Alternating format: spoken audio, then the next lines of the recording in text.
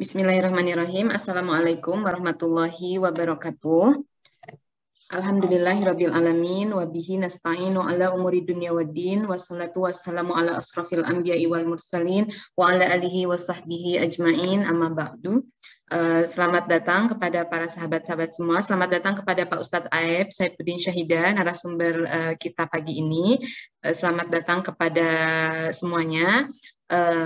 Puji dan syukur kita panjatkan kehadirat Allah Subhanahu wa Ta'ala yang telah memberikan rahmat, kasih sayang, sehingga pada pagi ini kita bisa berkumpul kembali di kajian pagi rutin hari Rabu. Salawat beserta salam semoga selalu tercurah limpahkan kepada baginda besar Nabi besar Muhammad Sallallahu Alaihi Wasallam, kepada keluarganya yang mulia, kepada para sahabatnya, dan kita selaku umatnya semoga mendapatkan syafaat kelak di yaumil akhir. Amin, amin ya rabbal alamin. Kajian pagi ini bertema hikmah dari kisah kaum Nabi Lut yang akan dimoderatori oleh sahabat kita semua, Teh Dini. Kepada Teh Dini dipersilahkan.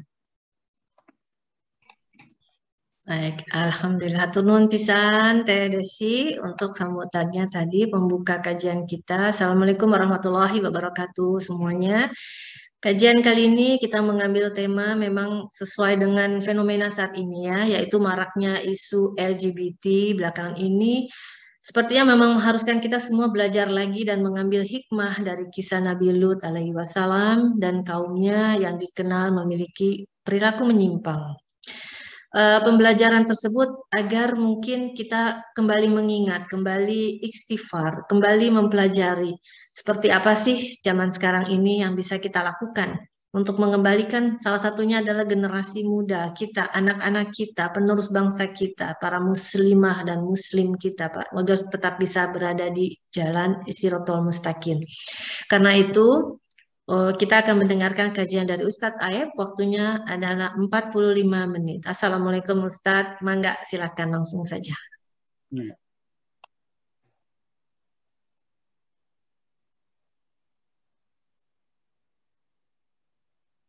Baik, sebentar.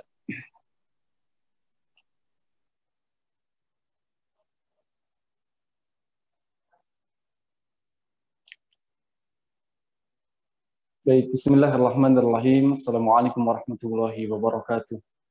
Alhamdulillahirabbil alamin. Assalatu wassalamu ala sayyidina Muhammadin wa ala alihi wa sahbihi ajma'in. Raditu billahi rabba wa bil islami dina wa bi Muhammadin nabiyyan wa rasula. Allahumma inna nas'aluka ilman nafi'a wa rizqan thayyiba wa amalan mutaqabbalan wa shifaa'an min kulli da'in wa saqamin bi rahmatika ya arhamar rahimin. Subhanaka la ilma lana illa ma 'allamtana innaka antal alimul hakim. Kita bersyukur kepada Allah Subhanahu wa taala, jamaah sekalian, teteh-teteh, ibu-ibu yang dirahmati Allah, bahwa pada hari ini kita bisa bertemu kembali melalui majelis virtual ini. Mudah-mudahan kita senantiasa berdoa dan saling mendoakan semua kita senantiasa sehat walafiat, berada dalam keberkahan dan lindungan dari Allah SWT. Amin ya rabbal alamin. Jamaah sekalian, teteh-teteh, ibu-ibu yang dirahmati Allah, insya Allah tema kita hari ini terkait dengan hikmah dari kisah kaum Nabi Lut alaihissalam. Ya, kalau tadi disinggung ada LGBT, ya. Kita sebenarnya, saya suka LGBT. Dalam artinya adalah biar di awal disampaikan dulu, biar tidak tegang, karena memang ini masalah ini adalah sesuatu yang penting, dan tetapi kita bagaimana hikmah dari kisah umat terdahulu yaitu Nabi Lut, ya. Jadi LGBT yang saya sukai adalah lontong, gehu, bala-bala, dan tempe. Nah, itu LGBT juga kan. Baik jamaah sekalian, teteh-teteh, ibu-ibu yang dirahmati Allah. Nah, bagaimana hikmah dari kisah kaum Nabi Lut ini? Ya, dan memang banyak sekali ayat yang berkaitan dengan kisah Nabi Lut ini. Tetapi itu semua, ya, ketika Allah Subhanahu wa taala menceritakan kisah umat terdahulu, ya, diakhiri dengan ayat bahwa itu semua, bahwa kisah di dalam Al-Quran itu kita sikapi dengan keimanan. Nah, karena memang kalau kita cermati bahwa isi Al-Quran sebagai pedoman bagi kita, itu sekitar sepertiganya adalah berbicara tentang kisah. Ya. Dan sampai ada surat Al-Qasas kan tentang surat kisah-kisah. Ya, kita bisa menemukan dari mulai surat Yunus, kemudian Hud, dan sampai ke sini, juz 11-an itu banyak tentang kisah. Maka Al-Quran ini berbicara tentang kisah umat-umat terdahulu, baik itu adalah umat yang akhlaknya baik, ataupun yang tidak baik. Semuanya adalah menjadi pelajaran tentunya bagi kita orang-orang yang beriman. Maka terkait dengan kisah di dalam Al-Quran ini, jamaah sekalian, teteh-teteh, ibu-ibu yang dirahmati Allah, kita memang sikapinya dengan sebuah keimanan. Sehingga apa yang dimaksud dari Al-Quran itu bisa mengena dengan tujuannya sebagai petunjuk dan sebagai pembelajaran. Ya, karena hakikatnya semua kita adalah senantiasa belajar.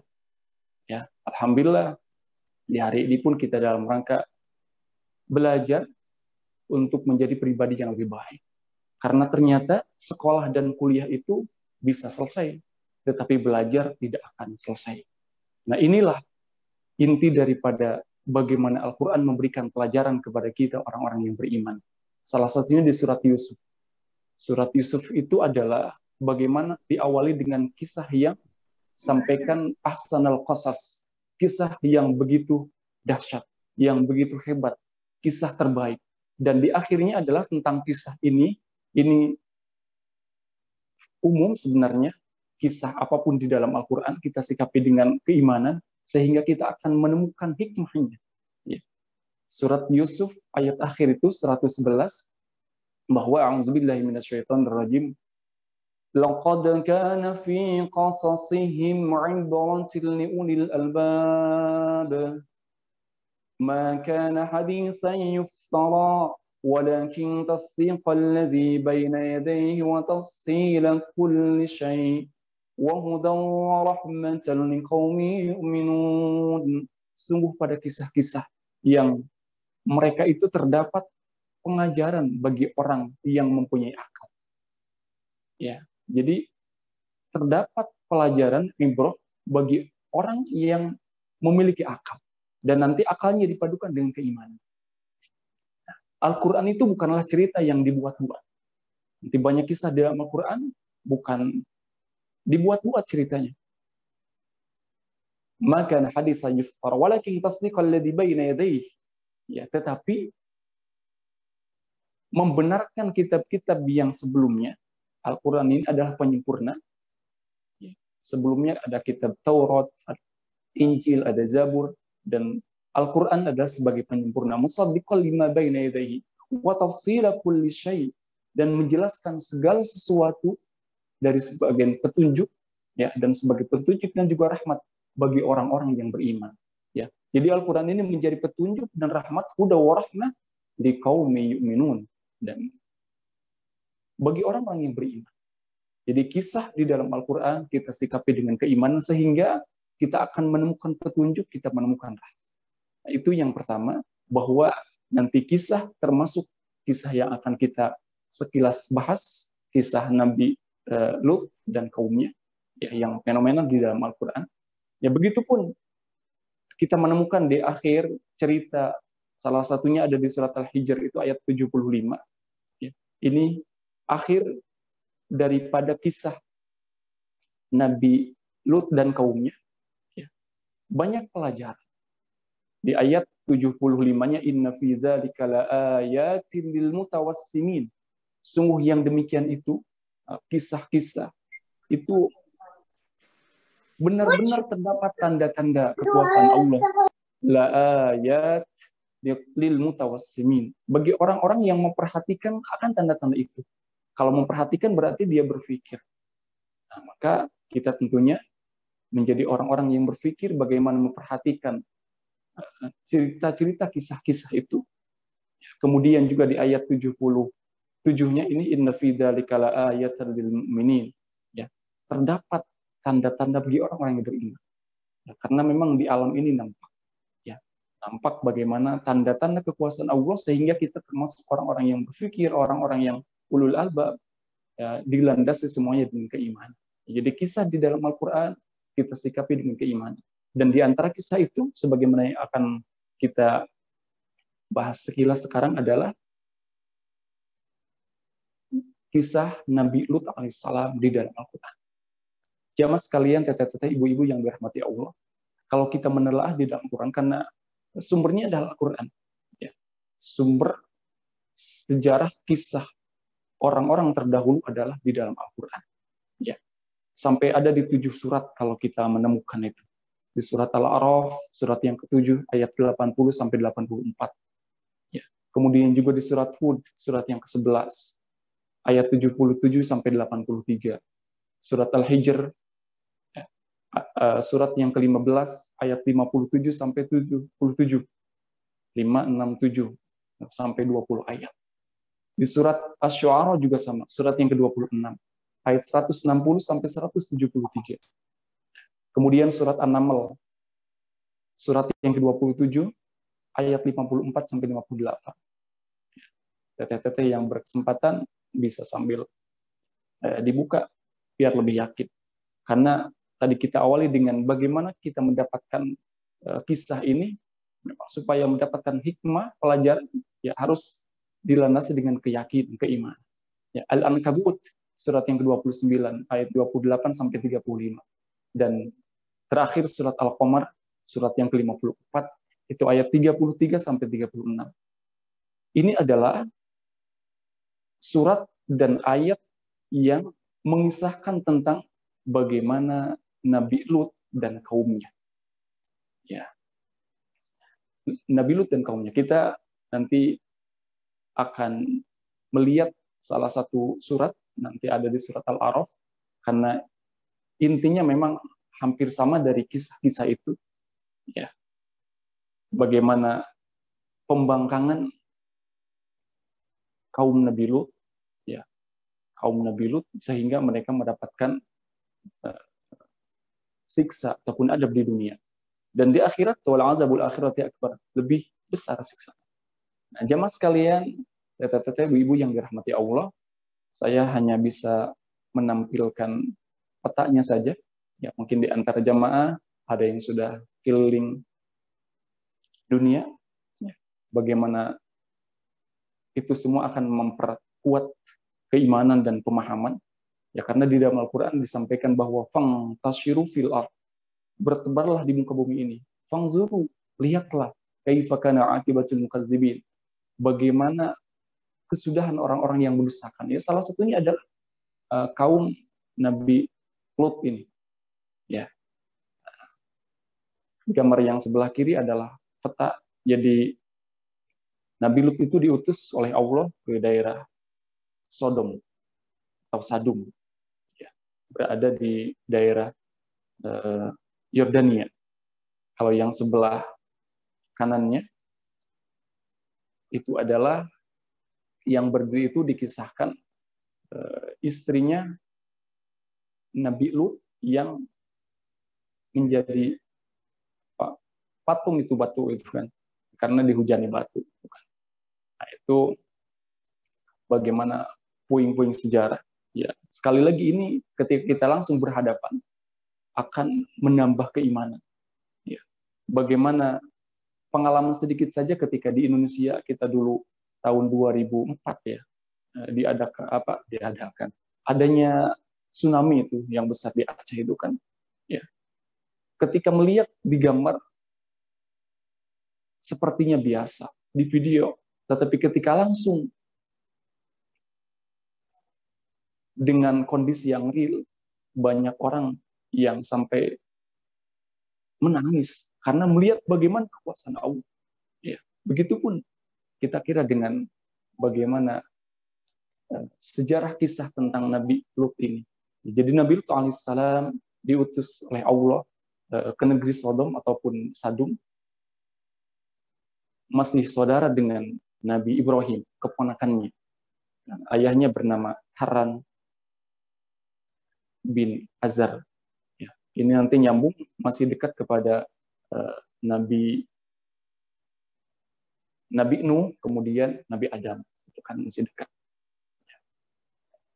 Adam, Nuh, Hud, Lut. Gitu. Awalnya menetap bersama Nabi Ibrahim bersama pamannya di kota Hebron, Khalil. Kemudian Nabi Lut ini berhijrah ke kota Sodom dan terletak di lembah ataupun bagian negara Yordania. Jadi tentunya yang berkesempatan, Allah berikan kesempatan bisa nanti melihat bagaimana kesudahan kaum Nabi Lut itu Allah tampakkan. Ya, jadi banyak ayat di dalam Al-Quran, jamaah sekalian, teteh-teteh, ibu-ibu yang dirahmati Allah, ada di 7 surat. Ya, di 7 surat berkisah tentang bagaimana Nabi Lut dan kaumnya. Nah, disampaikan bahwa masyarakat Sodom itu rendah paras moralnya dan rusak akhlaknya. Tidak mempunyai pegangan, ya, nilai kemanusiaan yang beradab.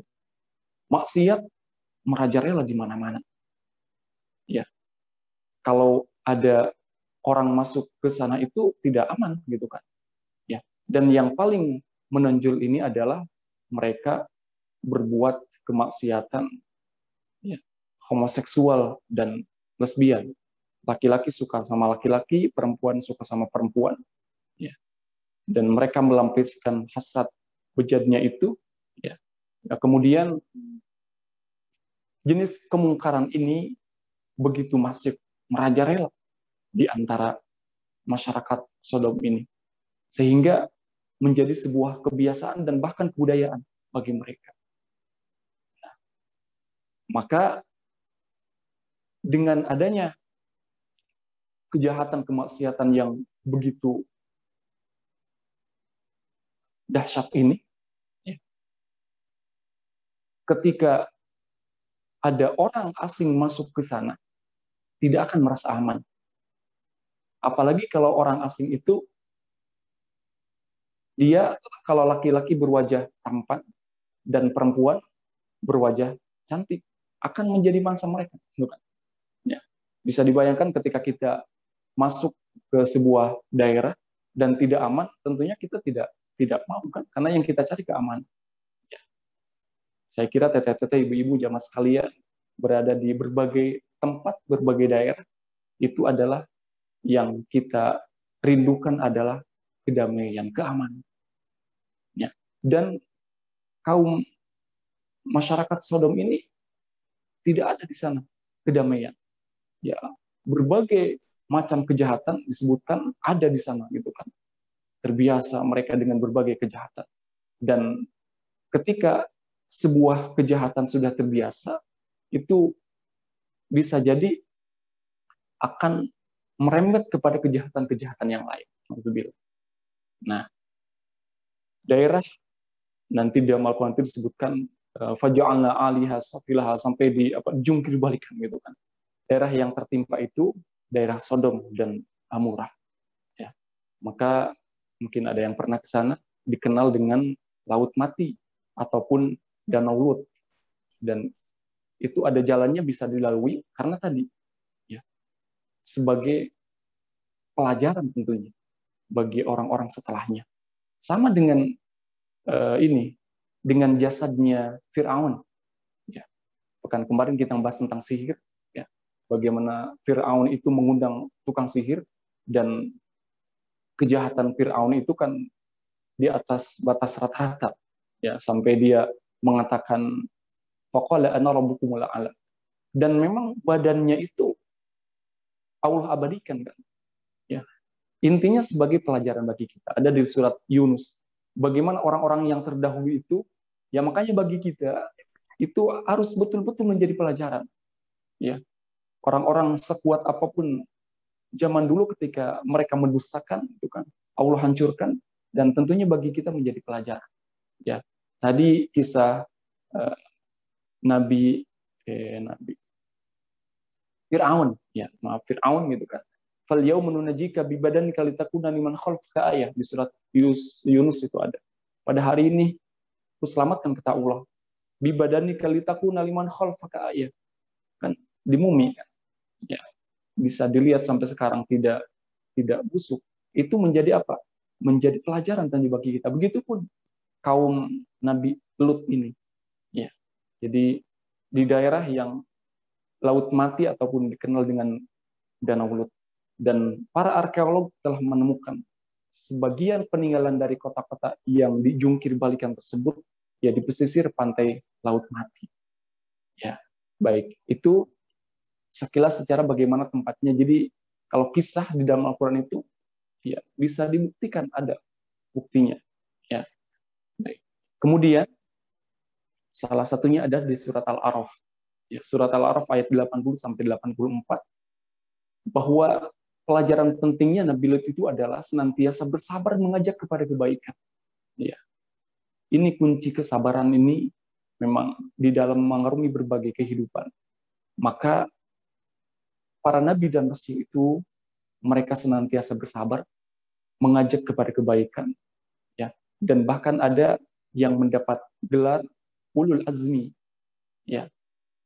Mereka kesabarannya lebih, ya, ekstra sabar, ya. Maka dalam akhir surat Al-A'raf itu disebutkan fasbir kama sabar ulul azmi minar rusul. Salah satu sifat yang menonjol dari hamba pilihan Allah itu adalah bersabar.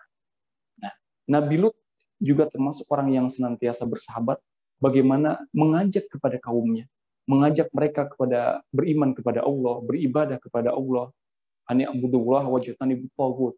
Jadi di surat Hud itu kita menemukan bagaimana para rasul terdahulu itu mengajak kepada kaumnya adalah ani abudullah, untuk beribadah, mengajak beribadah kepada Allah, wajtani bitaghut, dan meninggalkan kemunkaran, taghut, kan? Meninggalkan kebiasaan munkar, menjauhkan diri dari perbuatan yang maksiat dan kejahatan. Ya. Ada 5 ayat di sini, 80 sampai 84. A'udzubillahi minasyaitonirrajim. Walqan idh qala liqaumihi atatuna al-fahisha ma sabaqakum biha min ahadin minal alamin. إنكم لتأتون الرجال شهوة من دون النساء بل أنتم قوم مسرفون وما كان جواب قومه إلا أن قالوا أخرجوهم من قريتكم إنهم أناس يتطهرون فأنجيناه وأهله إلا امرأته كانت من الغابرين وأمطرنا عليهم كان عاقبة المجرمين. Baik, jamaah sekalian, ini artinya ya, bagaimana Nabi Lut ini mengajak kepada kaumnya untuk berbuat kebaikan, beriman kepada Allah SWT. Dan kami mengutus, kata Allah, walutun idh qala liqaumi, Lut kepada kaumnya menyampaikan, mengapa kamu tidak melakukan, mengapa kamu melakukan perbuatan keji yang belum pernah dilakukan oleh seorang pun sebelum kamu di dunia ini? Ya. Atatuna al-fahishata ma sabaqakum biha min ahadin minal alamin. Jadi kegiatan kelakuan keji yang dilakukan oleh kaum Nabi Lut ini adalah belum pernah dilakukan oleh orang-orang sebelumnya. Dan disebutkan dalam tafsirnya oleh jin dan manusia belum pernah dilakukan. Ya. Kemudian, sungguh kamu telah melampiaskan syahwatmu kepada sesama lelaki, bukan kepada perempuan. Kamu benar-benar kaum yang melampaui batas. Ya. Innakum latatuna rijal syahwatan min dunin nisa bal antum qaumun musrifun. Melampaui batas. Ya. Karena melampiaskan syahwatnya kepada laki-laki, padahal ada perempuan. Karena kalau kita lihat secara bentuk tubuh kan, laki-laki Allah lebihkan, dan ada sesuatu yang kurang dari perempuan, maka itu adalah Allah menjadikan berpasang-pasangan. Nah, maka kaum Nabi Lut ini mendatangi laki-lakinya, laki-laki suka sama laki-laki, kemudian melampiaskan hasrat bejadinya, ya. Dan itu termasuk orang-orang yang melampaui batas. Wa makana jawab qaumihi, dan jawaban kaumnya, dia menyampaikan, usirlah Lut dan pengikutnya dari negerimu ini. Mereka adalah orang-orang yang mengaku dirinya suci.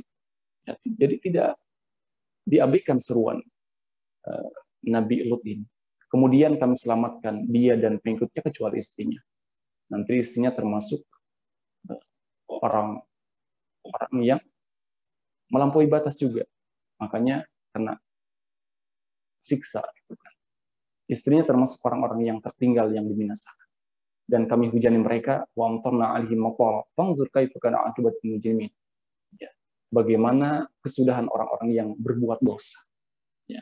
Jadi perbuatan kaum Nabi Lut itu adalah bagian daripada mujrimin, perbuatan dosa. Nah, diceritakan dalam surat ini, jadi bagaimana Nabi Lut itu senantiasa mengajak kepada kaumnya kepada beribadah kepada Allah, kemudian beramal soleh. Tetapi itulah jawaban-jawaban dari kaumnya. Karena mereka sudah terbiasa dengan kemaksiatan. Ya, dan yang paling bejat ini kemaksiatannya adalah mereka melampiaskan hasratnya kepada sesama jenis, ya, laki-laki sama laki-laki, perempuan sama perempuan. Dan akhirnya termasuk istrinya pun jadi termasuk yang dibinasakan karena memang bagian daripada orang-orang yang melakukan perbuatan itu dan orang-orang yang mengingkari kepada ajaran suaminya, yaitu Nabi Lut. Jamaah sekalian, di surat Al-Hijr itu disebutkan bagaimana ketika ada utusan. Ini disebutkan adalah tamu misterius ini malaikat yang menjelma menjadi manusia. Jadi sebelumnya malaikat itu mendatangi Nabi Ibrahim menyampaikan kabar gembira akan ada keturunan. Kemudian Nabi Ibrahim mengetahui bahwa karena disampaikan utusan ini akan datang ke negeri, ke daerah Sodom, karena untuk memberikan, menimpakan azab dengan izin Allah. Nah, maka Nabi Ibrahim pun menyampaikan, di sana ada keponakan saya, gitu kan.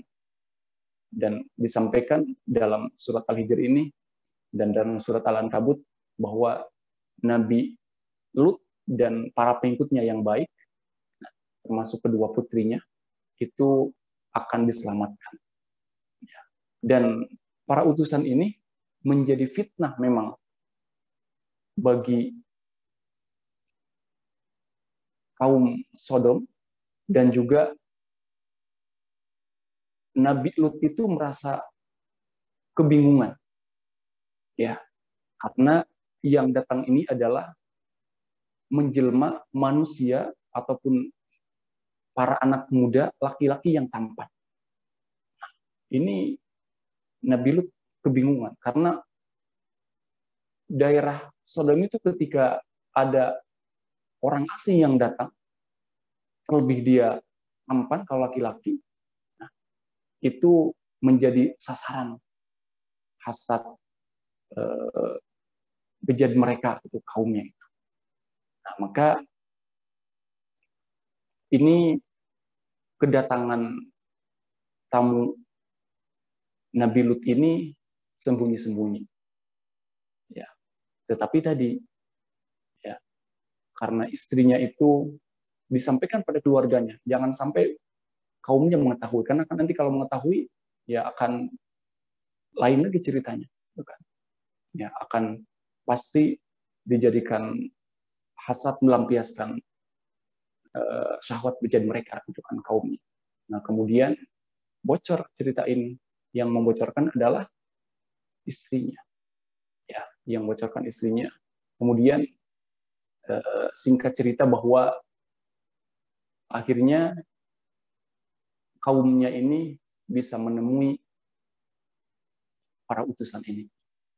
Ya, bisa menemui para utusan, dan dikabarkan memang ketika mereka langsung bertemu, ya, Allah butakan penglihatan mereka.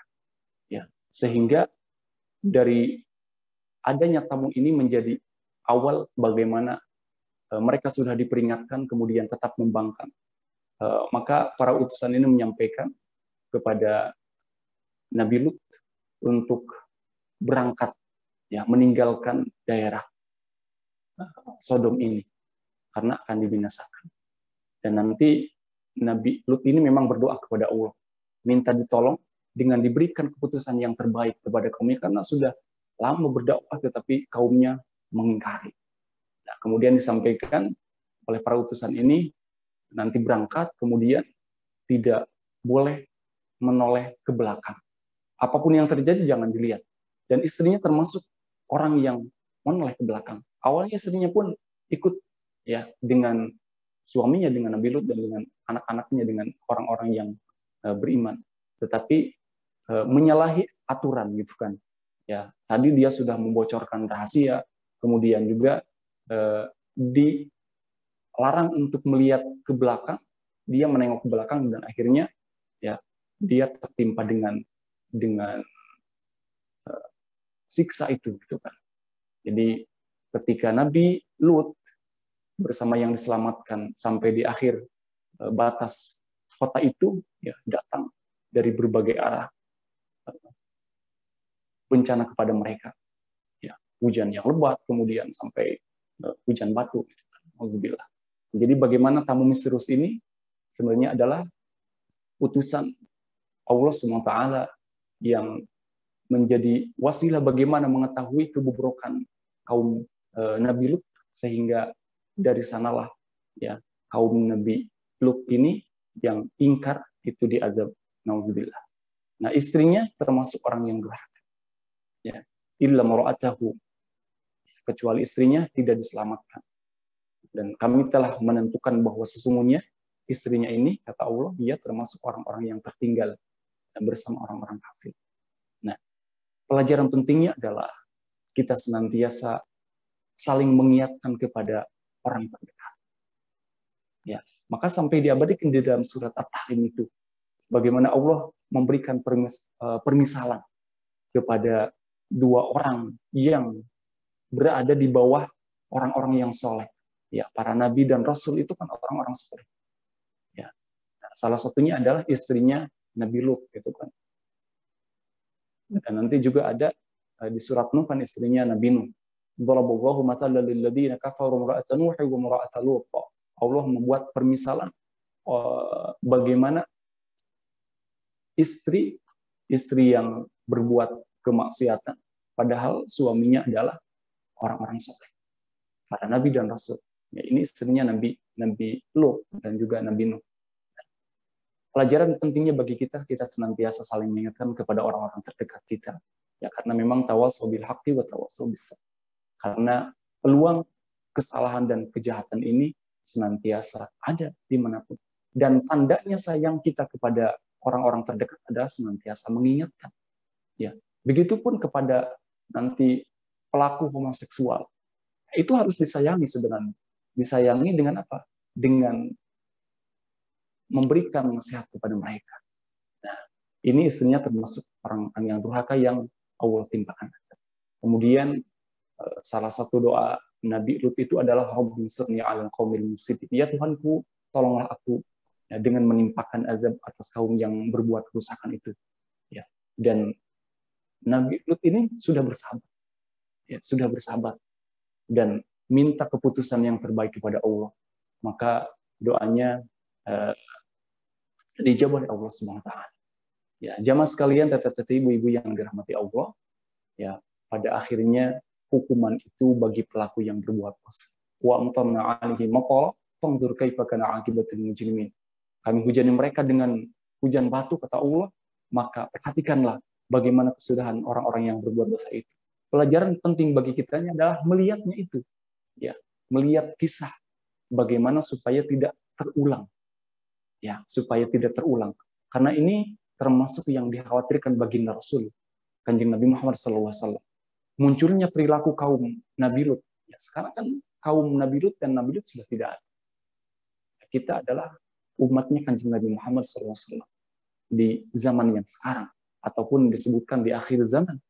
Ya, karena Kanjeng Nabi Muhammad adalah khatamin nabiyyin wal mursalin, penutup para nabi dan rasul. Tidak ada lagi nanti nabi dan rasul, tidak ada lagi utusan setelah Kanjeng Nabi Muhammad.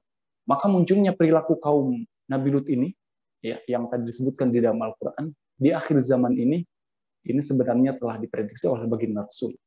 Ya, dalam beberapa hadis memang ada hal-hal yang disampaikan bagaimana kekhawatiran perbuatan dosa yang dilakukan oleh umatnya, oleh Kanjeng Nabi.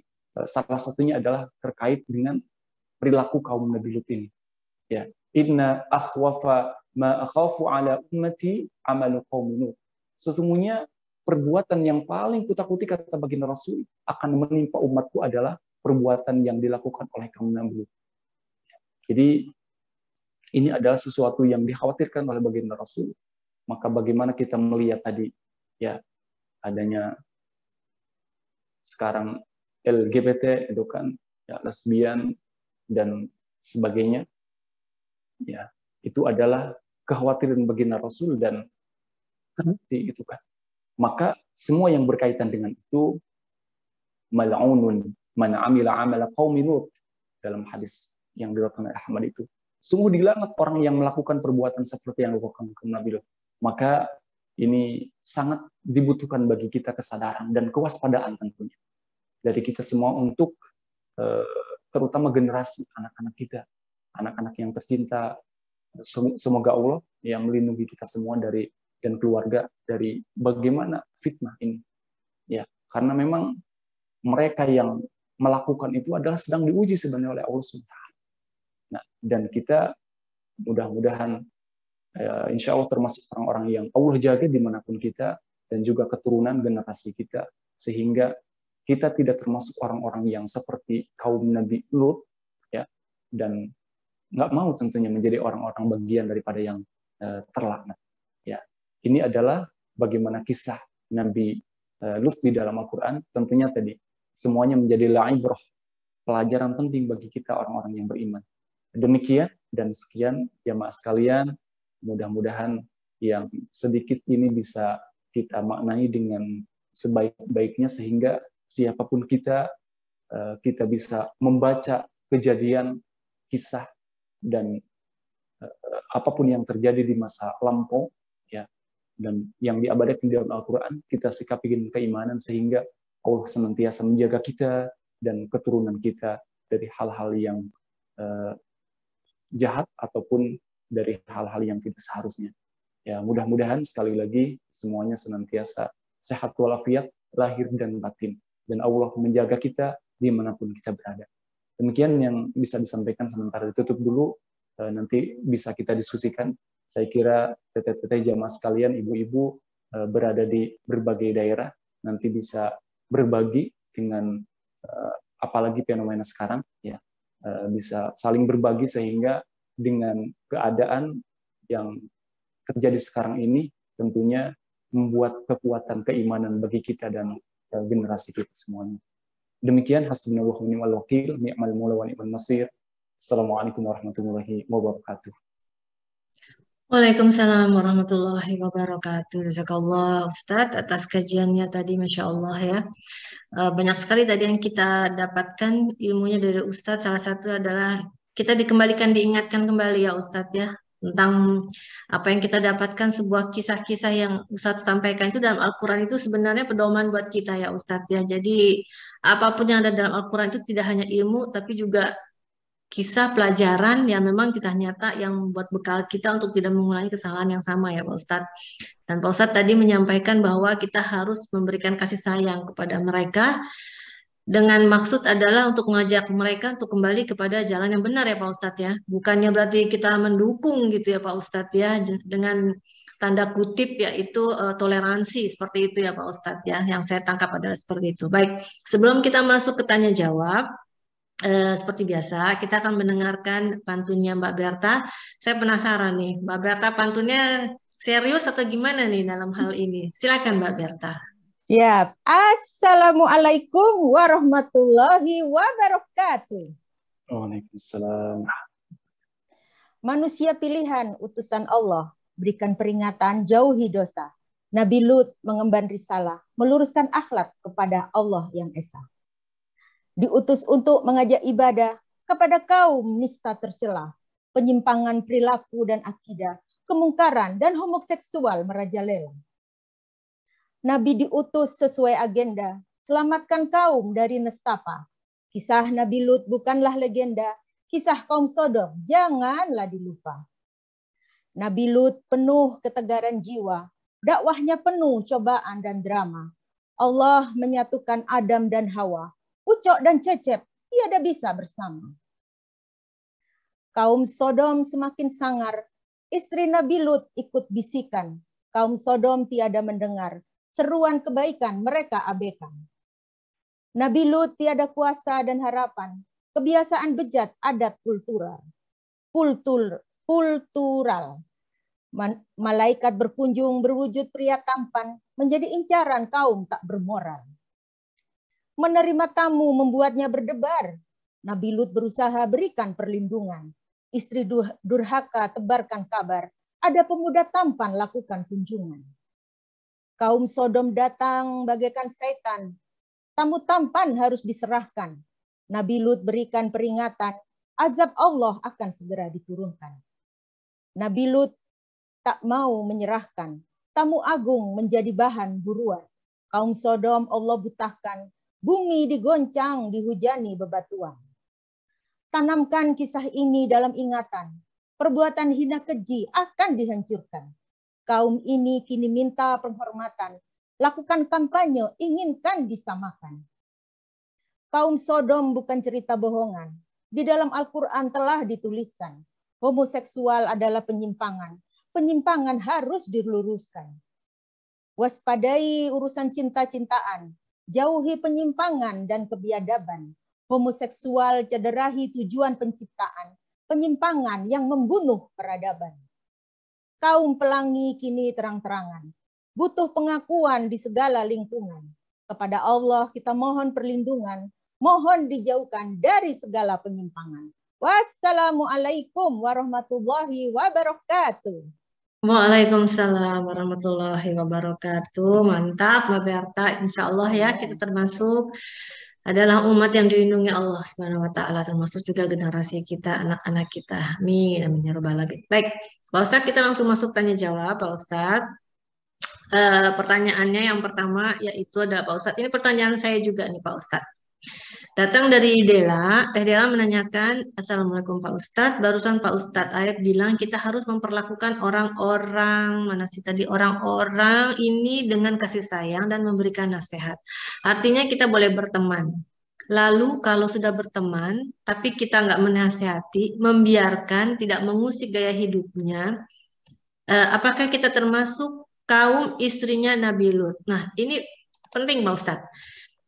Apalagi yang di Perancis ini Pak Ustadz. Jadi banyak sekali memang pertemanan saya juga awalnya ya Pak Ustadz ya, yang memang istilahnya homoseksual. Dan dulu saya memang berteman Pak Ustadz. Tapi kemudian akhirnya suami saya menyarankan, bukan saya nggak boleh berteman lagi Pak Ustadz, tapi sebisa mungkin tidak dibawa ke rumah. Supaya tidak menjadi model untuk anak-anak. Karena kami memiliki 2 anak laki-laki. Seperti itu ya Pak Ustadz. Hubungan saya terbaik sama teman-teman homoseksual ini Pak Ustadz. Tapi saya tidak pernah menasihati mereka gitu Pak Ustadz. Dengan catatan bahwa saya takut bahwa saya dianggapnya mungkin so alim. Mungkin seperti itu juga yang dirasakan oleh Dela. Dan juga mungkin ketakutan bahwa kita dianggapnya sok tahu gitu Pak Ustadz. Jadi bagaimana kita harus bersikap Pak Ustadz sebenarnya? Apakah memang kita wajib memberikan nasihat walaupun kita tahu konsekuensinya seperti itu? Silakan Pak Ustadz. Baik, terima kasih atas pertanyaannya. kita tentunya untuk bermuamalah, bergaul dengan siapapun, ya, ini bagian daripada kebaikan, dan memang kita diperintahkan untuk berbuat baik kepada semuanya. Ya. Dan salah satu prinsip yang kita pegang adalah yakhtalitun walakin yatamayyazun. Kita bergaul dengan mereka tetapi tidak terwarnai. Kita harus memberikan warna. Nah, disinilah catatan bagi kita semua, ya. Setiap keadaan, setiap orang, setiap daerah mewarnainya itu, gitu kan. Nah, ketika kita bisa mengajak mewarnai kepada kebaikan, itu berarti pertemanan itu sangat dipentingkan dan diperlukan. Tetapi ketika ada kekhawatiran dan bahkan terbukti nauzubillah kita yang terwarnai, ya, nah itu berarti menjadi lampu kuning bagi kita untuk apa? Bagaimana melihat pertemanan itu, ya. Intinya adalah bagi kita berteman dengan siapapun, harapannya adalah semua pertemanan itu menjadi kebaikan, ya, menjadi kebaikan. Kita bisa mengajak kepada kebaikan, dan tentunya mengajaknya ini disesuaikan dengan bagaimana kemampuan kita dan lingkungan kita, ya. Karena mengajak saja itu harus sesuai dengan siapa yang kita ajak, ya. Ada ungkapan khatibun nas biqadri unqulihim. Kita menyampaikan kepada siapapun ya sesuai dengan kadar pengetahuan mereka. Nah, ketika dikhawatirkan kita justru yang terbawa, nah ini mungkin menjadi perhatian bagi kita. Jangan sampai kita terbawa. Tentunya ketika ada hal-hal yang nanti dikhawatirkan malah terbawa, ya tidak bisa mewarnai, ya berarti harus ditinjau kembali bagaimana manfaatnya pertemanan itu bagi kita. Tapi dalam prinsipnya kita memberikan kedamaian, memberikan pertemanan bagi siapapun, ya, muamalah ini. Dan dalam pertemanan itu memang kita punya beberapa prinsip, ya. Jangan sampai hal-hal yang prinsip itu kita terwarnai. Jadi berupaya, nah tentunya semuanya maksimalkan dengan semaksimal kemampuan kita, ya, semaksimal kemampuan kita bagaimana kita mengajak kepada kebaikan, dan tadi tentunya, ya, jadi semua itu berlandaskan dengan bagaimana supaya bisa diterima, gitu kan. Nah, kalau dikhawatirkan kita yang terbawa, itu menjadi hal penting bagi kita, ya. Mudah-mudahan siapapun yang berteman dengan kita, ya, membawa kebaikan, pesan kebaikan, sehingga bisa memberikan manfaat, dan kitanya termasuk orang-orang yang Allah bimbing dan Allah kuatkan. Sementara itu yang bisa ditanggapi, Bang Ateh. Baik, Pak Ustadz. Jadi Pak Ustadz, kalau misalkan tadi pertanyaan Dela adalah kalau kita telah berteman sama mereka tanpa kita memberikan nasihat atau mengajak mereka kepada jalan kembali Shiratal Mustaqim, itu Pak Ustadz, apakah kita termasuk orang-orang yang salah gitu loh Pak Ustadz? Gimana nih Pak Ustadz? Kita mengingatkannya semampu kita. Dalam artian mengingatkan juga kan tidak langsung, ya. Dan tidak langsung dalam artian bisa kita tunjukkan hal-hal yang ada nilai mengajaknya, gitu kan, ya, suruh baca apa, suruh nonton apa, gitu kan. Dan memang ketika ini ada beberapa ketika kita bergaul dengan teman-teman ataupun dengan orang-orang yang itu terbiasa melakukan seperti itu, ya, tadi memang di dalam cerita kisah Nabi Lut juga, gitu kan, bagaimana mereka bersikeras kepada kemaksiatannya. Akhirnya Nabi Lut pun kan berdoa kepada Allah, ya. Jadi yang penting bagi kita sebisa kita, ya, mengajak Dan yang lebih penting adalah menjaga diri gitu ya. Menjaga diri, jadi menjaga diri lebih penting, kemudian kalau bisa mengajak gitu kan. Karena memang mengajak ini adalah sesuatu kepada kebaikan, sesuatu yang begitu besar pahala kebaikannya, dan termasuk kepada bagian salah satu bagaimana kita bermanfaat untuk orang lain. Dan tentunya ya tadi, bagaimana wasilah mengajaknya, saya kira ketika dihadapkan dengan keadaan, ya teteh-teteh, ibu-ibu lebih mengetahui bagaimana medannya, ataupun mungkin di sini ada yang pernah bersinggungan langsung, bagaimana dia berhasil mengajak, ya nanti bisa disampaikan. Intinya kita lebih penting menjaga kita dan kemudian mengajak tadi, ya karena bergaul tetapi bisa memberikan warna kebaikan kepada yang lain. Demikian. Baik Pak Ustadz. Ini ada sedikit ya Pak Ustadz cerita bahwa waktu saya masih bekerja di Tempo gitu ya Pak Ustadz ya, di majalah Tempo saya diminta untuk membuat sebuah artikel mengenai satu orang homoseksual yang mendirikan masjid. Dan saya membuat berita itu beberapa hari. Jadi saya mengikuti dirinya gitu Pak Ustadz ya. Jadi dia percaya bahwa homoseksual yang dia lakukan itu adalah tidak salah gitu Pak Ustadz.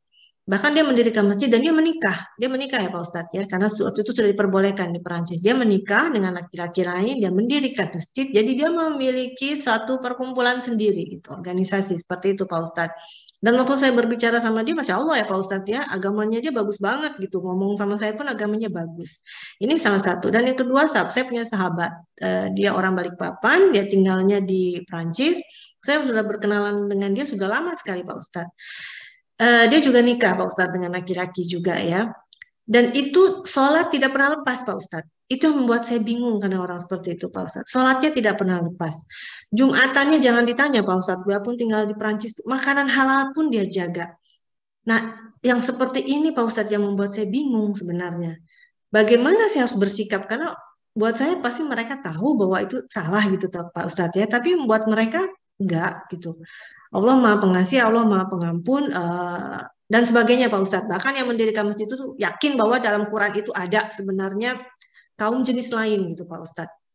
Dan bukan hanya laki dan perempuan seperti itu. Nah mungkin Pak Ustadz bisa memberikan pencerahan untuk hal yang seperti ini Pak Ustadz, silakan. Ya baik, terima kasih.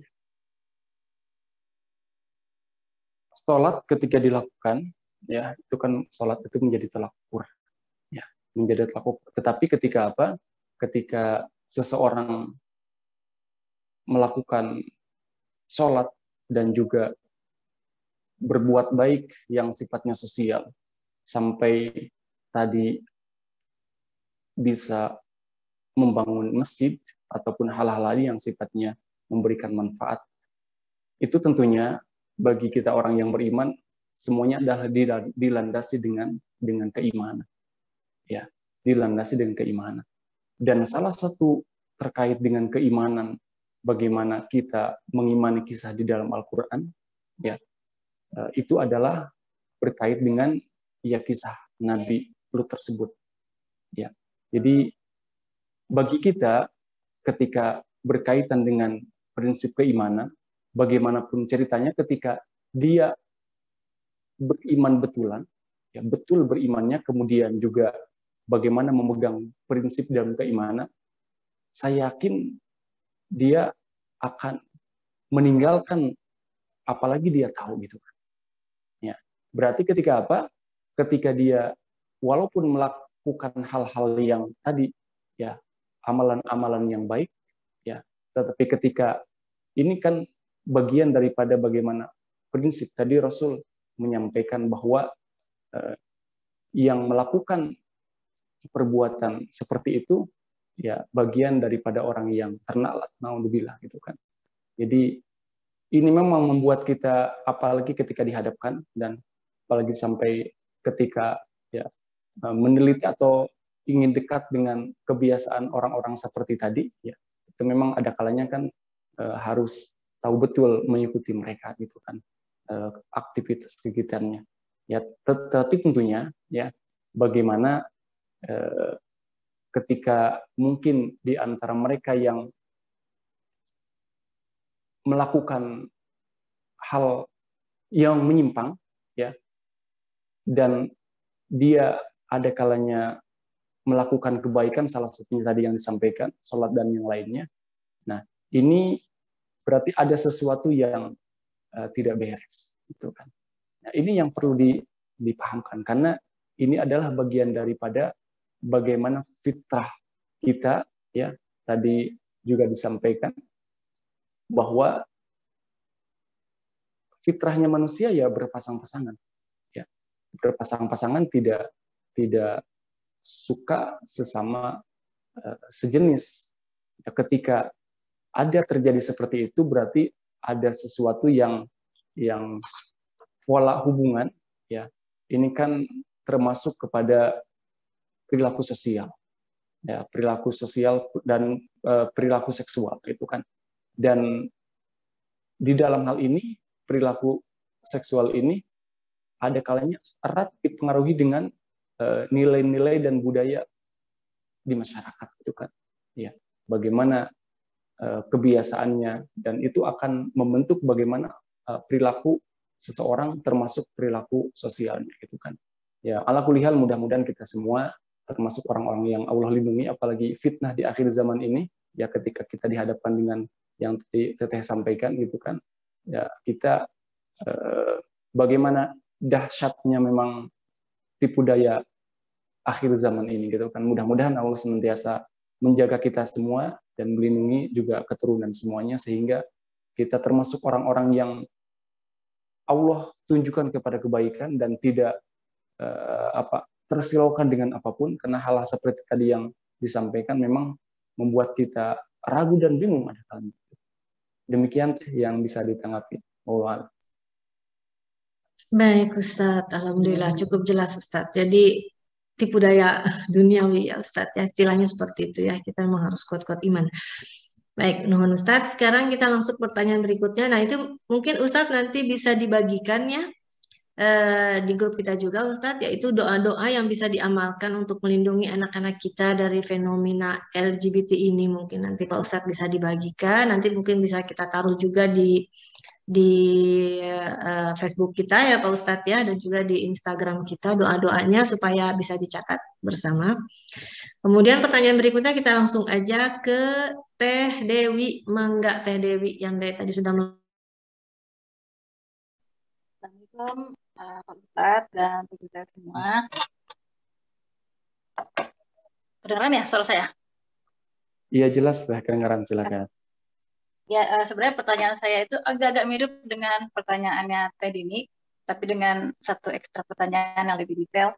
Memang kan seperti kata Pak Ustadz tadi, di akhir zaman ini tuh kita tuh dihadapkan dengan fitnah yang begitu besar gitu. Kaum LGBT saat ini tuh kalau kita lihat mereka di media ataupun mungkin kalau kita ngobrol dengan mereka gitu, mereka selalu akan mencari justifikasi apapun untuk membenarkan perilaku mereka. Entah itu justifikasi medis, saintifik ya, dengan diskursus oh ya gender itu berbeda dengan kelamin dan lain sebagainya. Dan kemudian ada soal DNA dan segala macam. Terus juga justifikasi budaya, justifikasi yang paling parah ini adalah justifikasi agama, terutama bagi mereka yang terlahir dengan agama Islam. Saya juga mempunyai teman-teman, beberapa teman-teman homoseksual gitu ya, yang ya, dulu saya cukup sering berinteraksi dengan mereka waktu saya masih kuliah gitu. Dan kebetulan waktu itu mungkin ilmu agama saya masih kurang dan saya belum membaca Al-Quran dengan lebih serius gitu. Ada yang mencoba untuk membela diri dengan mengatakan bahwa sebenarnya ada nih jenis kelamin ketiga di Al-Quran, seperti yang tadi diceritakan oleh Teh Dini gitu. Dia mengutip satu ayat, saya lupa ayat mana, mungkin Ustadz tahu ayatnya dan suratnya apa, yang bercerita tentang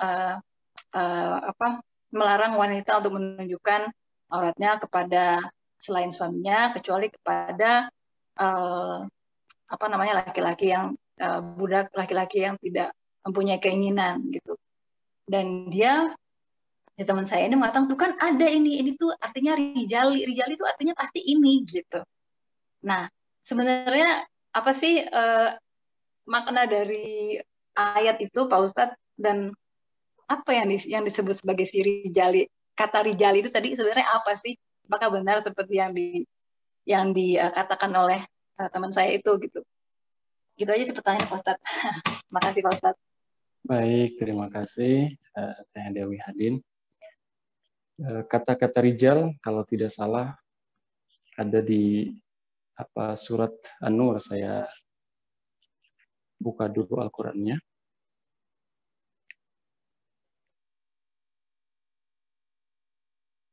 Iya. Ayat 30 sama 31, ini ayat 31 agak panjang, hampir 1 halaman.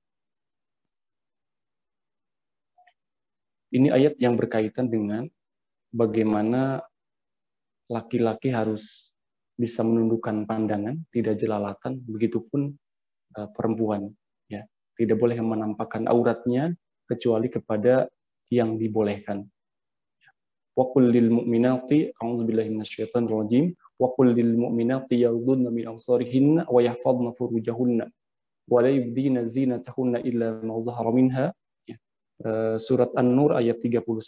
Mungkin yang mau lihat bisa dilihat ayatnya.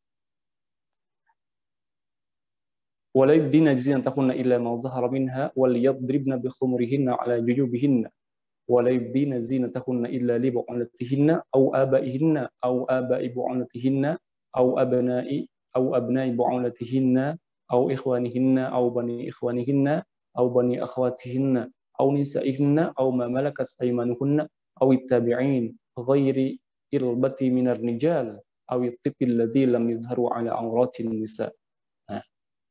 Artinya ayat 31, dan dikatakan kepada para perempuan yang beriman agar mereka menjaga pandangannya, ya, menjaga pandangannya karena semuanya berawal dari pandangan.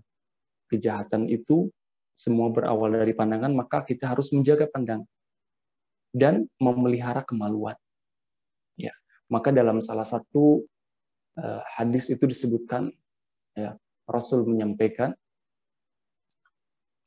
aku menjamin kepada seseorang dengan surga kepada yang bisa menjaga di antara 2 hal. Ya, ma baina syafatain wa ma baina fakhidain. Ya, siapa yang bisa menjaga di antara kedua bibirnya yaitu lisan, ya, maka dia akan selamat. Ya. Bahkan Rasul menjamin dengan surga. Dalam artian kita harus bisa menjaga lisan, karena kemarin kita menyampaikan bagaimana salah satu perkataan Imam Al-Ghazali ketika bertanya kepada murid-muridnya, jadi apa sesuatu yang begitu tajam? Yang begitu tajam itu adalah lisan. Dan orang banyak tersungkur ke neraka itu karena tidak bisa menjaga lisan. Maka Rasul menyampaikan siapa yang bisa menjaga di antara 2 bibir ini, bisa menjaga lisan, dia akan selamat. Dan juga siapa yang bisa menjaga di antara kedua paha, yaitu kemaluan, sama, ya, dia pun akan selamat.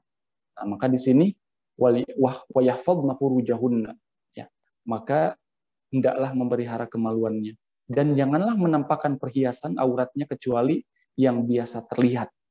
Ya, yang biasa terlihat boleh ditampakkan, ya. Dan hendaklah mereka menutup kain kerudung ke dadanya dan jangan menampakkan perhiasannya, auratnya, kecuali kepada yang diperbolehkan. Siapa yang diperbolehkan? Nih, bagi istri, berarti suami. Ya, suami boleh melihat kepada istri. Bahkan ya tanpa penghalang. Tetapi harus di tempat-tempat yang tertentu, ya. Tidak boleh juga ya mentang-mentang hanya dilihat sama suami tapi di tempat banyak orang, ya tidak boleh. Jadi ada tempat-tempat yang khusus. Jadi kepada suami atau ayah mereka, atau ayah suami mereka, mertua, atau putra-putra mereka, atau putra-putra suami mereka, atau saudara-saudara laki-laki mereka, atau putra-putra saudara laki-laki mereka, atau putra-putra saudara perempuan mereka, atau para perempuan sesama Islam mereka, ya, au nisaihinna, au ma malakat aimanuhunna, ya, atau hamba sahaya yang mereka miliki, atau para pelayan laki-laki tua yang tidak mempunyai keinginan terhadap perempuan. Ya. Nah ini.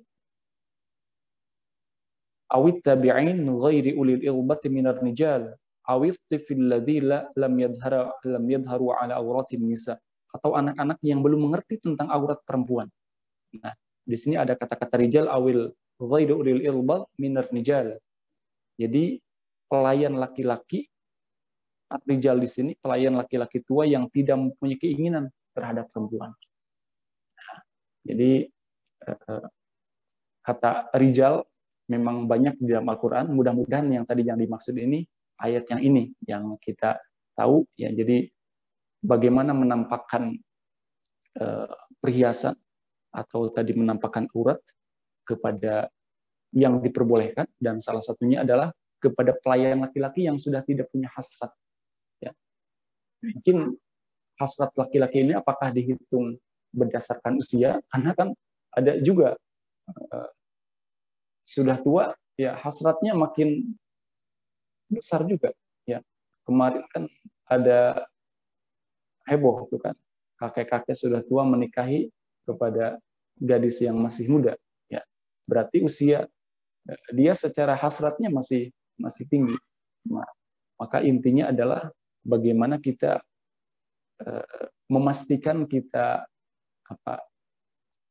menampakkan apa yang boleh ditampakkan itu kepada ya yang boleh saja melihatnya, gitu kan.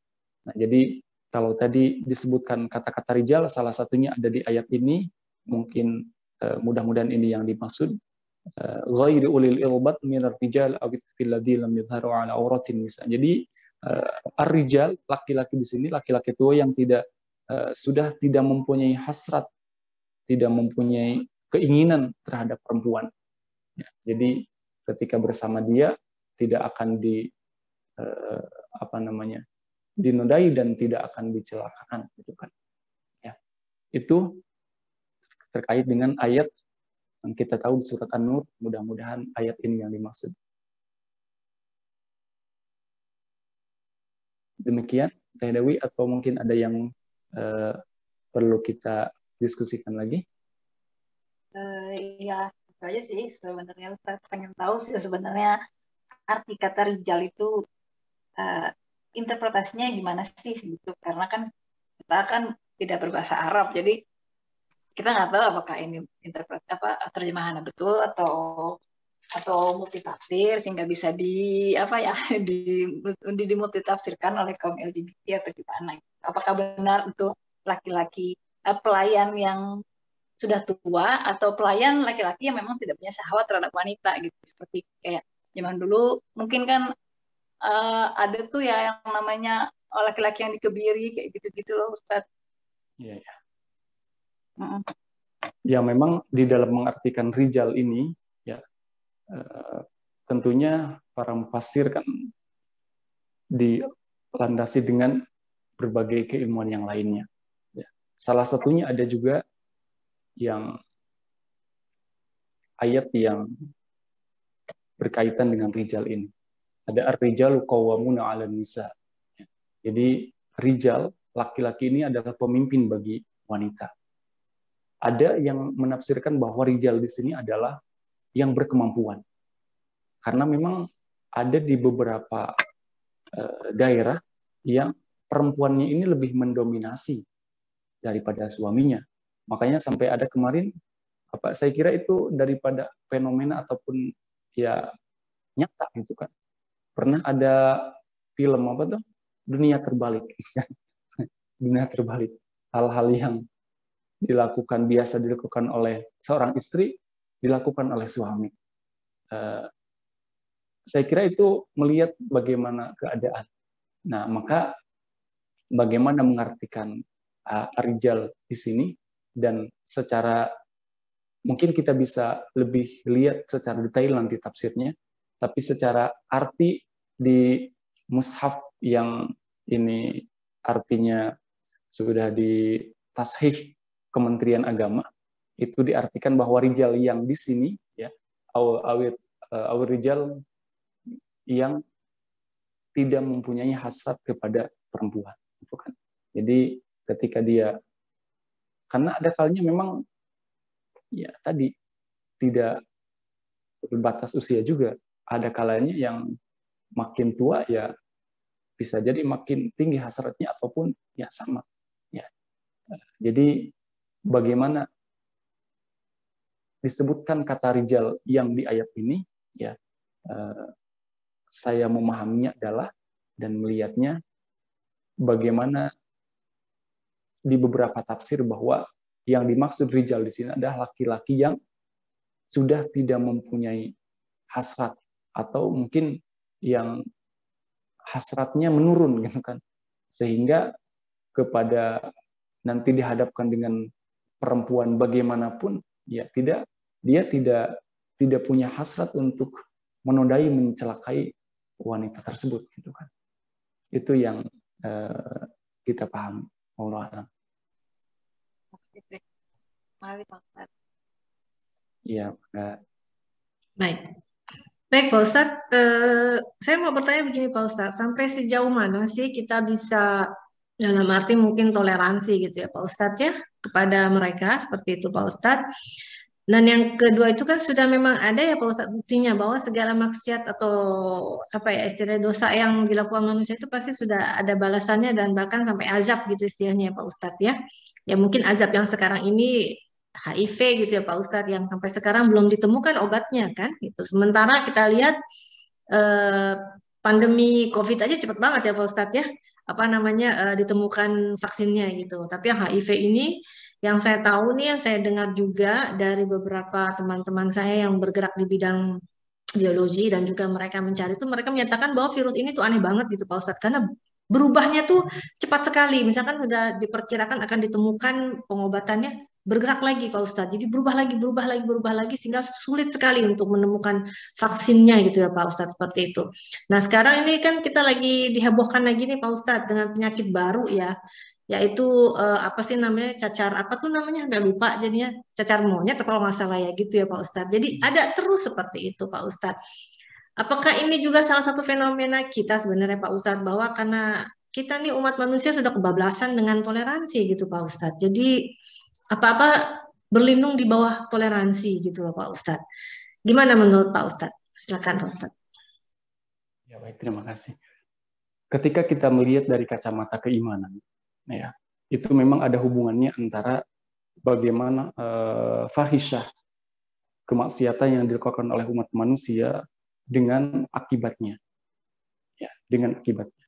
Seperti pandemi yang sekarang gitu kan, orang bisa melihat ya, ini hal biasa.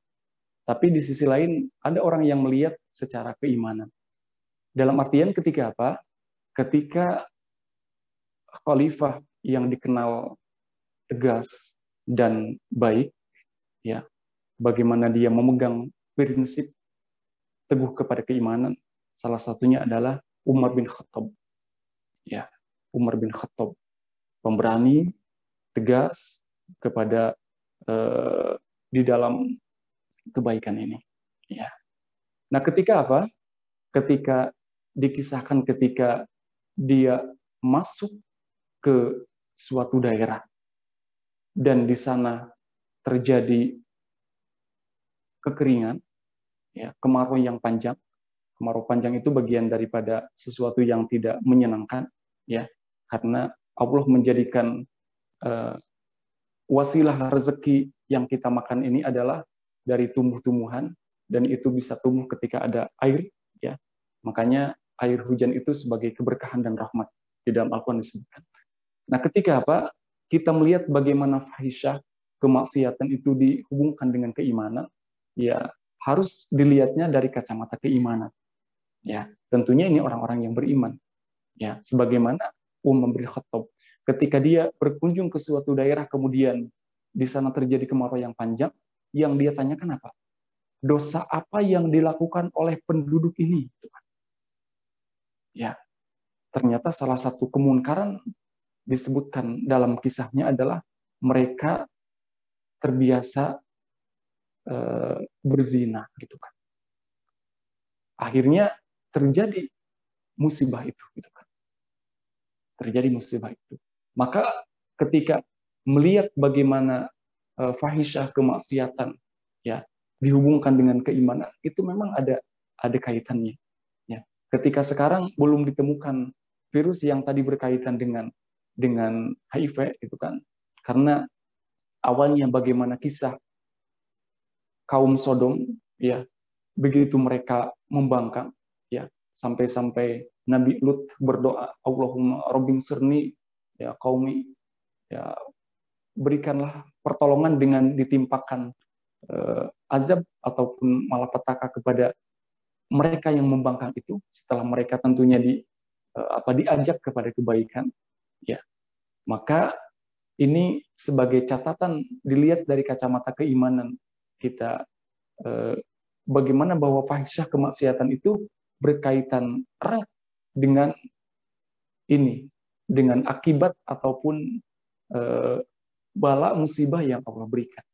Ya, salah satunya tadi bagaimana Umar bin Khattab melihat kepada datang kepada sebuah daerah dan dia menanyakan dosa apa yang dilakukan oleh penduduk ini, ya. Dan ternyata di sana terbiasa mereka melakukan kemaksiatan, salah satunya tadi disebutkan berzina di sana. Maka membuat kemarau yang begitu panjang. Dan kemarau ini bagian daripada ketidaknyamanan.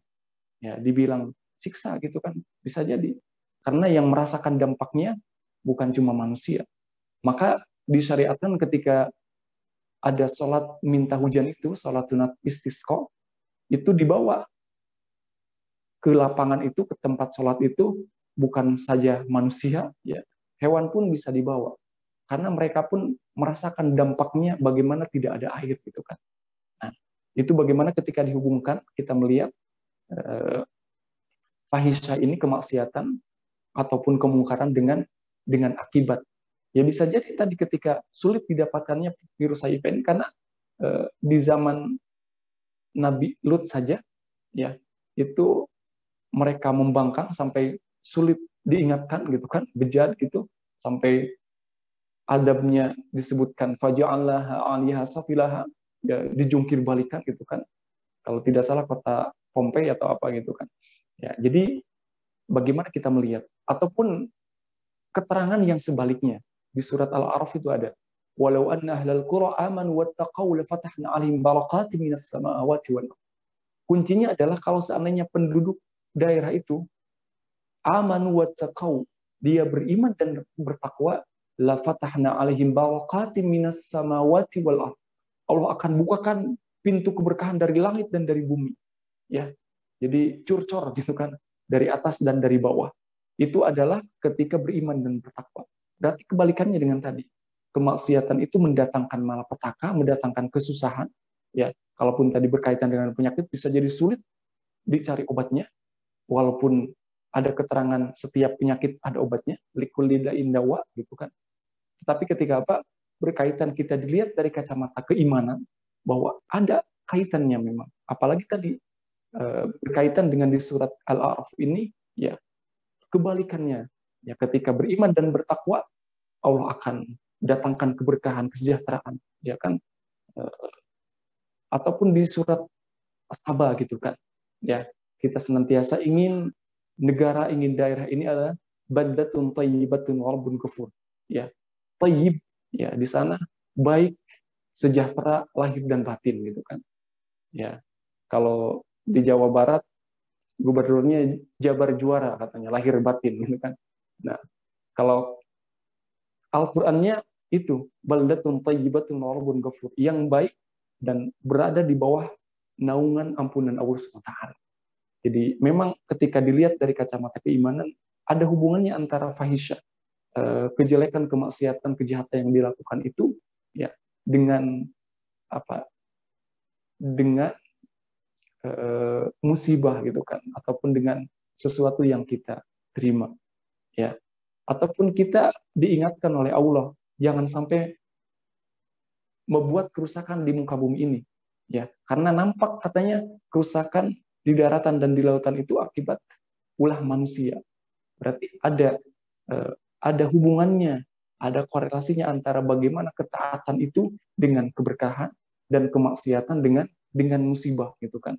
Ya, mudah-mudahan pandemi yang ada pun bukan bagian daripada musibah yang ada bagi kita, ya, diakibatkan nauzubillah oleh dosa-dosa manusia, sehingga tentunya kita ngambil poin pentingnya dari berbagai kejadian itu, semuanya membuat kita faqirru ilallah, kembali kepada Allah. Ya, cukup kaum Nabi Lut yang mendapatkan azab, ya, kita menjadi pelajaran penting bagi kita, jangan sampai terjadi seperti itu. Karena bisa jadi, kan ini salah satu rahman dan rahimnya Allah kepada umat Kanjeng Nabi Muhammad. Makanya kita bersyukur. Allahumma shalli ala sayyidina Muhammad wa ala ali sayyidina Muhammad. Menjadi umat Kanjeng Nabi Muhammad. Dalam syariat orang-orang terdahulu, umat-umat terdahulu, ya, salah satunya ketika apa? Ketika kain ini kenapa? Kena najis, itu harus dibuang, ataupun kalau sekarang mungkin digunting. Kalau sekarang kan syariat umat Kanjeng Nabi Muhammad, ketika kain ini kena najis, ya, dibersihkan dengan dicuci.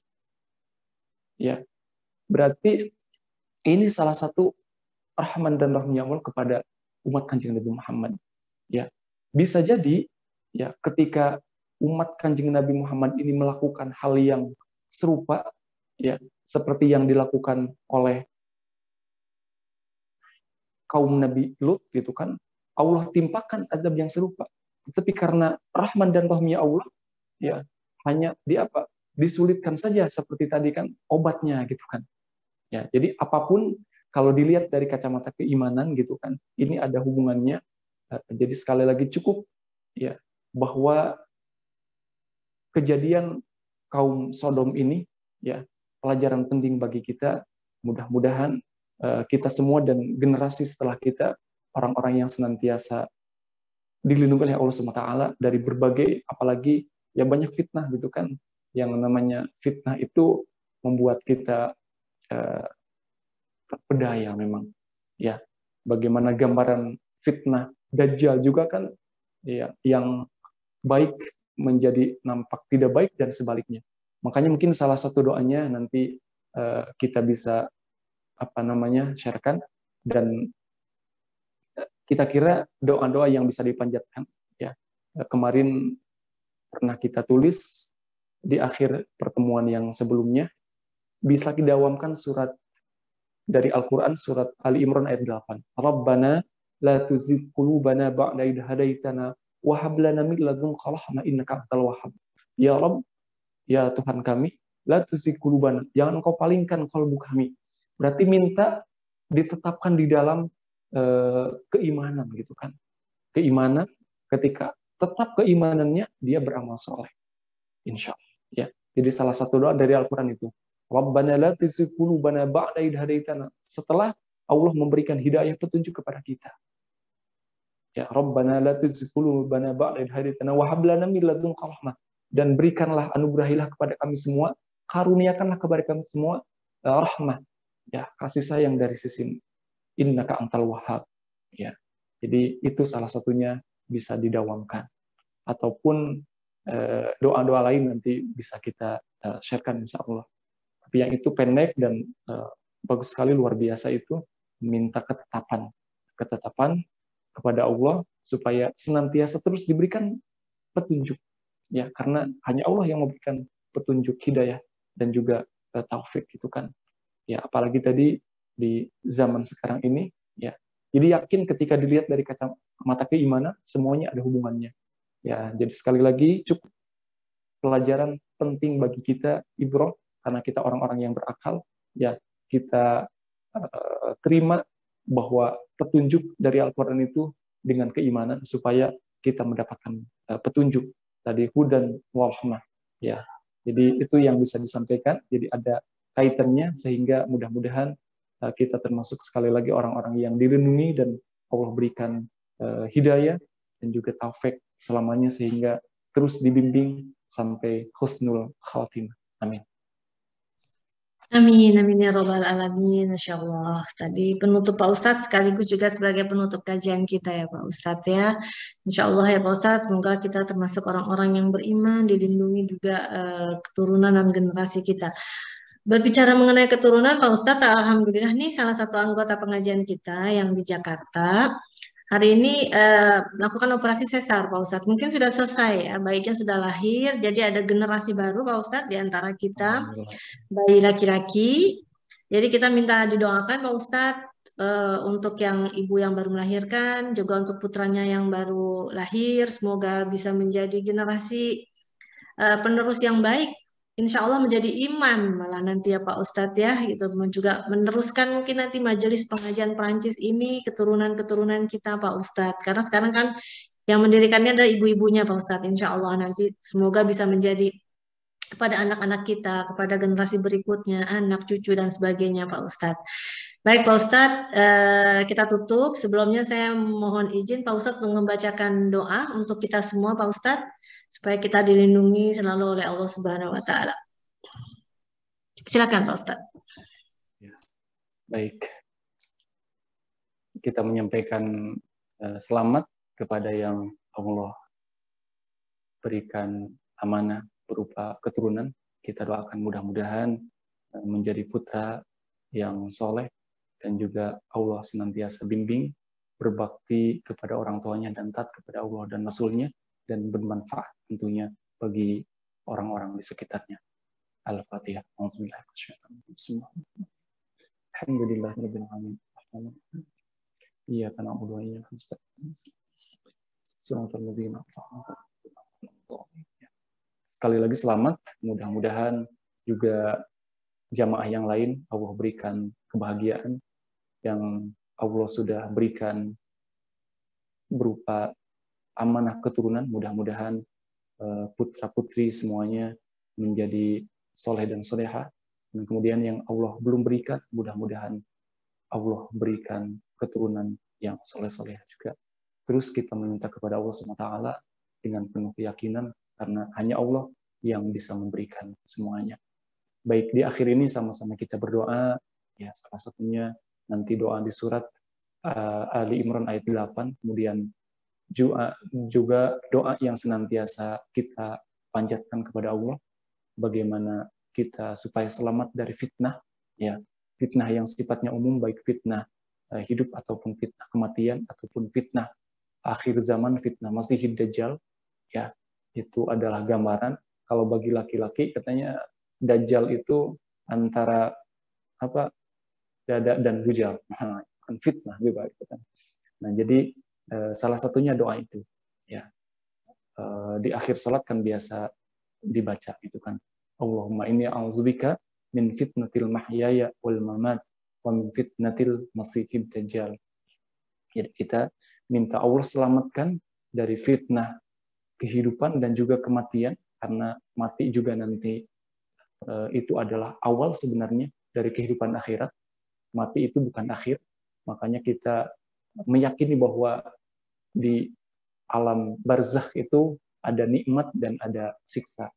Ya, kita harapannya mendapatkan nikmat kubur dan dijauhkan dari siksa kubur.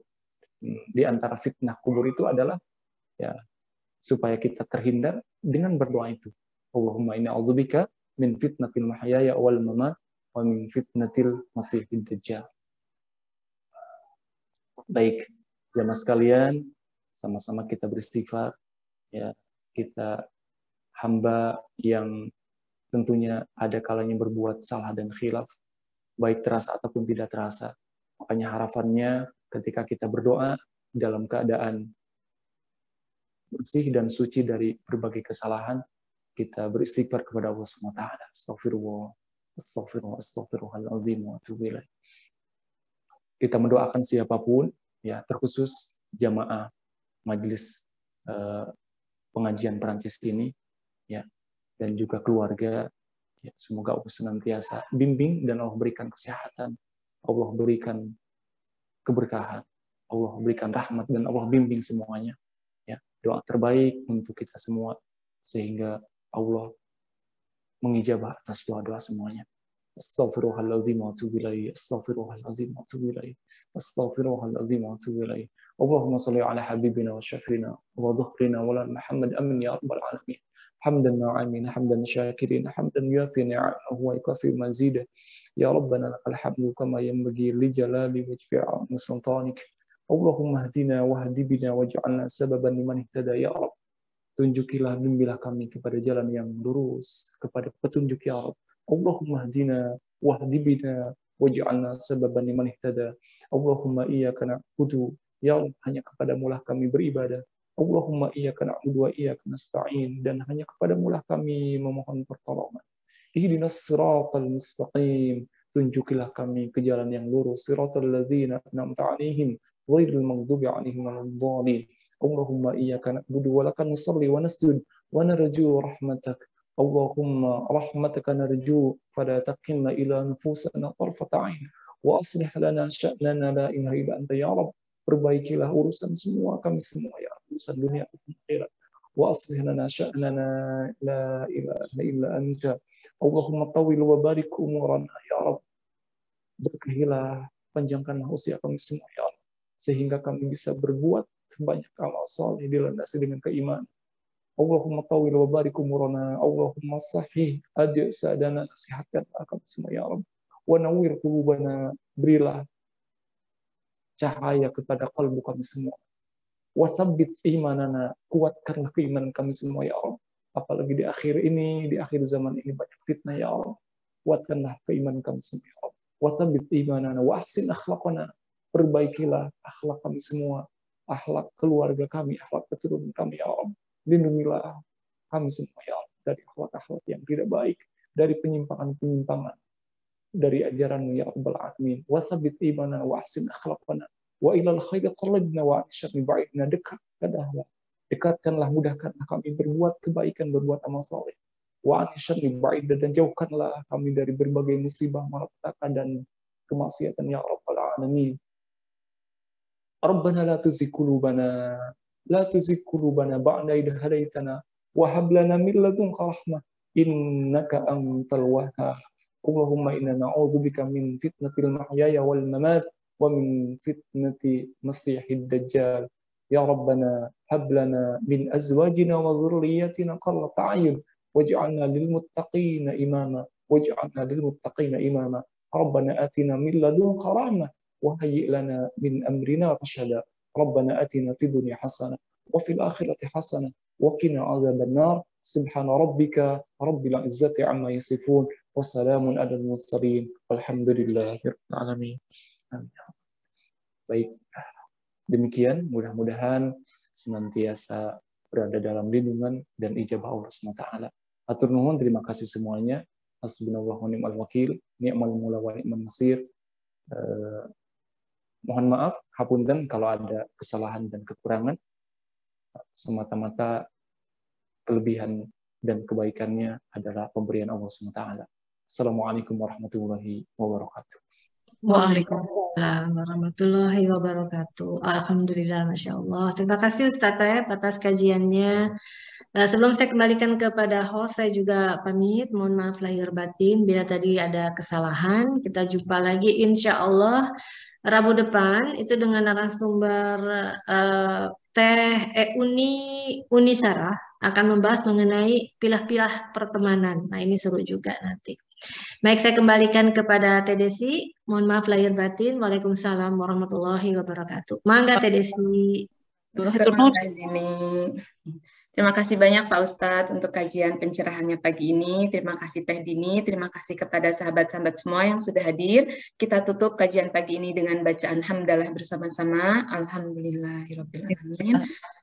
Dan doa penutup majelis, subhanakallahumma wa bihamdika asyhadu an la ilaha illa anta astaghfiruka wa atubu ilaih. Amin. Akhir kata, mohon maaf lahir dan batin. Wassalamualaikum warahmatullahi wabarakatuh. Waalaikumsalam. Terima kasih Teh Desi, Pak Ustadz. Sami-sami semuanya. Terima kasih semuanya.